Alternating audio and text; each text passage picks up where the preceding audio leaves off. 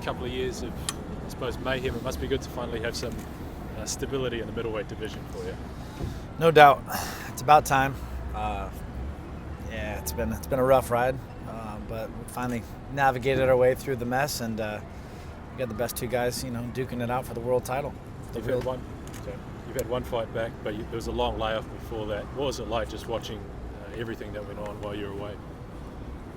Of course, it's tough. I had a big part in that whole mess and letting that come to be. And as much as I wanted to, get in there and try to fix it, I could only do so much. I tried to get fights. They wouldn't give me the fights I wanted early on, and no one wouldn't sign up. I tried to get that. They wanted me to fight Anderson. They wanted me to fight Gegard. They tried to push fight after fight, and couldn't get anything going. And finally got a top 10 guy in David Branch, put him away, and things settled themselves out. So it's just I'm just nice it's over. Was the plan to come back and eventually fight Bisping for the title, or were you just aiming just for whoever's got the title at that time? I mean, originally, yeah, of course, Bisping was running around, dancing and hiding from everybody he possibly could.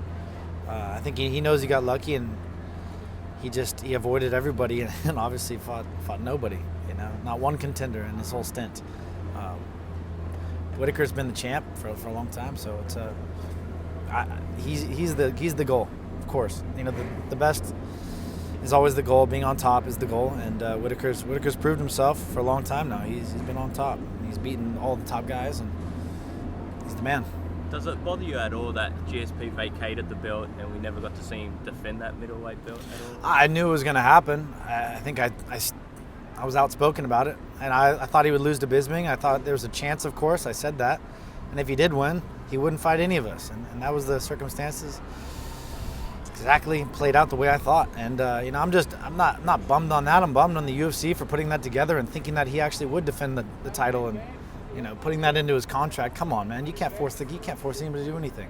When you give a guy a paycheck like that, you ain't dictating what he does. And would you have preferred to fight? You're obviously fighting Robert Whittaker. Would you have preferred to fight like a winner of Bisping GSP? No, I want to fight Whittaker. I want to fight the best. I mean, it would have been.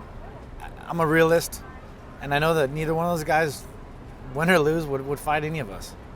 They're both going to try to run off, right off into the sunset, and not fight the fights. Whittaker's respect to Whittaker for stepping up and fighting me.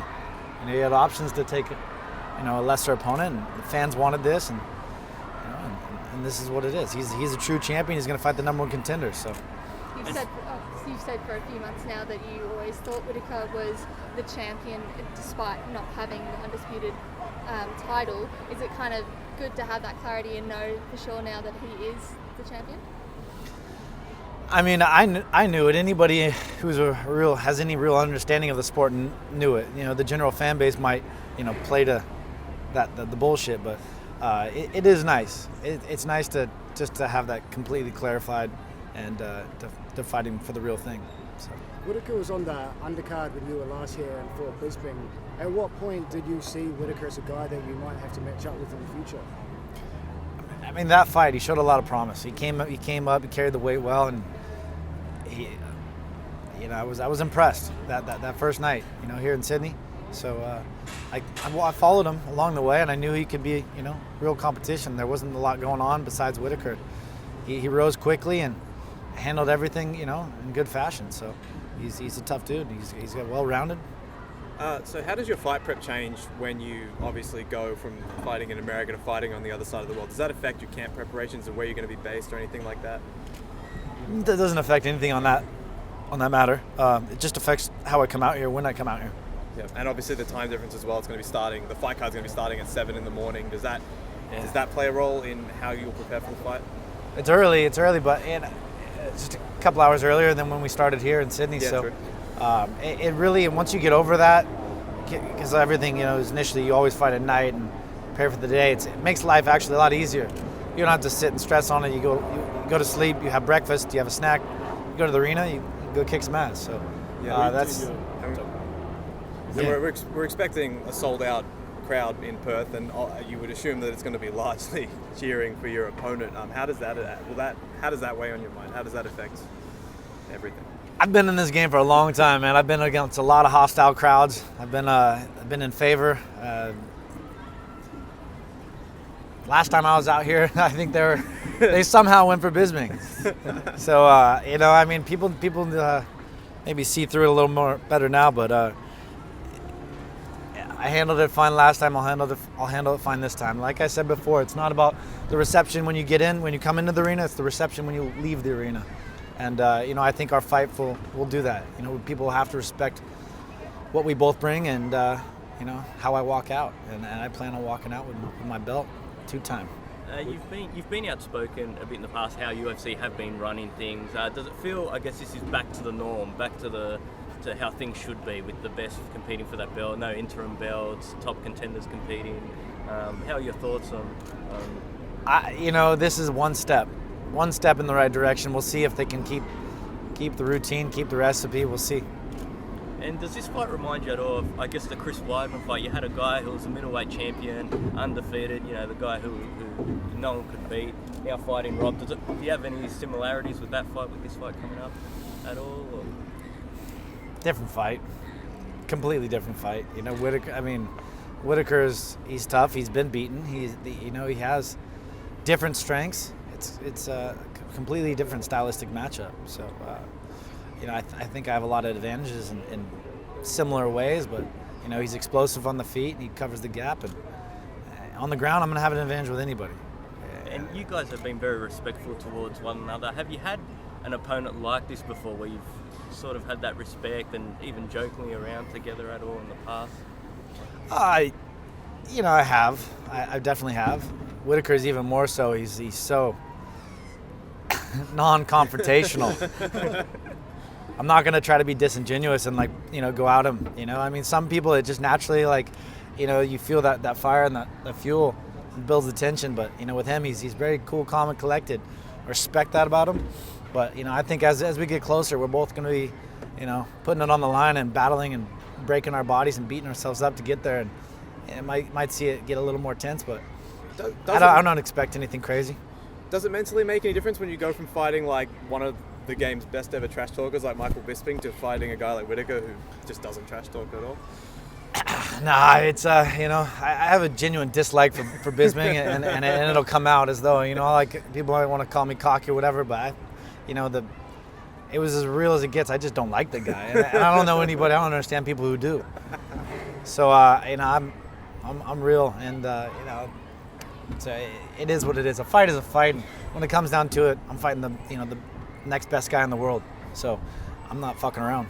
Is a third fight with Bisping something you'd be after? I hate even like mentioning his name now. He's not even on my radar. He doesn't even make sense for anybody in the division. I think he's ran and he's going to keep running. Who's he going to fight now? And even in the top 10, there's just no one for him. No one I think he'll even fight. Where are you training for this camp? You go back to AKA or with Henry? No, I haven't been. You know, I did my last camp in Florida with Henry and the whole team out there, and I got a great thing going. You know, it's got complacent back home and did some things. It's nice to just get away and get a clear head and have nothing to hold me back at a new environment. I'm inspired. I got a lot of good people around me, and you know, AK is not what it used to be. It's like, yeah, you get guys filtering in and out, but I mean, Kane's been injured. Khabib's always in Russia. DC's doing TV. I gotta look out for myself. You know, I love my brothers and my team out there, and you know, you'll see a lot of them in my corner, I'm sure. But this is time to be the best I can be and think about myself right now. So, training alongside Volkan, you funneling any secrets back to DC ahead of his fight? I really, there's nothing to. I train on the opposite side of the gym as Volkan. Is that by design? There's nothing to tell. Everyone knows exactly what's going to go on. We've been outspoken on both sides of it. Volkan knows DC's coming to wrestle. DC knows Volkan's coming to swing and try to, you know, land a shot. So how early will you get to Perth before the fight? Like, how long will you be based in Perth? You know, last time I came out to Sydney about 8 days, and I left 8 days in advance, and I feel like it was just not enough. So obviously I did well, but you got to decompress a little bit and just kind of let the body adjust. And so I imagine like in that 10-day range, something like that. Yep. Kelvin Gastelum was campaigning hard for this fight, and was there a time you were worried that possibly he might leapfrog you? And what are your thoughts on him saying that Rob chose the easy fight? Given how ridiculous things are, I mean, yeah, of course, are they really going to take that step? Are they really going to keep, falling further within that realm? But I mean, everybody, obviously, I've seen, people came to me and made polls or whatever, and I know I was at the top of every list. I know I've proven myself. I've accomplished things in the sport, whereas little midgets like Kelvin Gastelum haven't. I've destroyed Chris Weidman, which he got, he got destroyed by Weidman. So it's like, this kid hasn't beaten really anybody and done anything in this sport, and for him to run his mouth, it's pretty funny. It's laughable. He'll find out real soon if he continues his efforts at 85. I'd slap that kid down real quick, real quick.